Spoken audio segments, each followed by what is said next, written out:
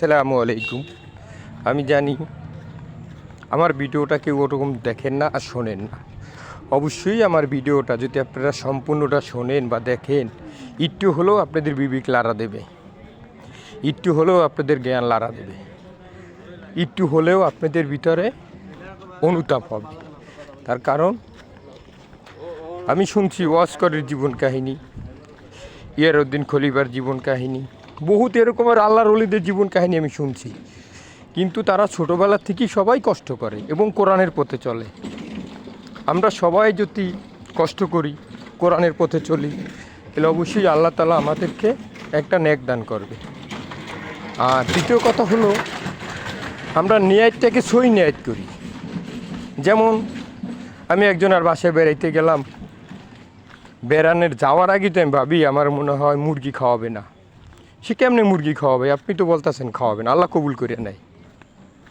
আপনি ভাবতেছেন মনে হয় পাবো না, তার কারণ ন্যায়টা সই রাখতে হবে। আমি ছোটোবেলা যখন আমার বাবা মারা যায়, তখন আমি যখন কর্মজীবন শুরু, মনে মনে অনেক বড় বড় নিয়াত করতাম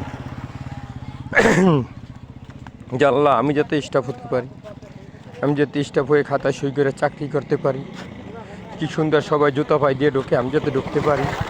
হ্যাঁ, আমি মূর্খ, কিন্তু আল্লাহ তাআলা অবশ্যই আমার দোয়া কবুল করছে। তার কারণ নিয়াতের ভিতরে একিন ছিল, নিয়াতের ভিতরে সই ছিল। হ্যাঁ ভাই দোস্ত, আমরাও আসুন সই নিয়াত করি এরকম যে ইনশাআল্লাহ এটা আমি এভাবে করব, এটা এভাবে করব, দেখবেন আল্লাহ বরকত দেবে। আপনি যদি নিয়াত করেন আপনি গরুর গোশত দিয়ে ভাত খাবেন, পকেটে টাকা নাই, ইনশাআল্লাহ আপনি তাকওয়ার উপরে থাকুন, ইনশাআল্লাহ আমি গরুর গোশত দিয়ে খাবো, আল্লাহ খাওয়াবে। আল্লাহ তাআলা সবার ঊর্ধ্বে, তার ঊর্ধ্বে পৃথিবীতে কিছু নাই। আল্লাহর পর হলো আল্লাহর কোরআন। একটা জিনিস বলি আপনাদের আমি, আল্লাহ সব থেকে আসাদুল্লিল গালি হরজত আলী ছিল শক্তিশালী, আর আলীর উপরে আল্লাহ নবীর শাহাদাত আঙ্গুলটা রাখছে। আল্লাহ নবী শাহাদাত আঙ্গুলটা রাখার পরে হরজত আলীর প্রত্যেকটা পশমের কোণা থেকে গাম বেরিয়ে গেছে।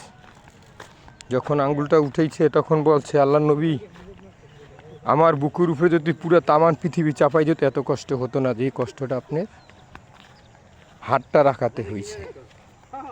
হ্যাঁ ভাই দোস্ত, আসুন আমরা এই কথাগুলো শুনি এবং কথাগুলো মানার চেষ্টা করি।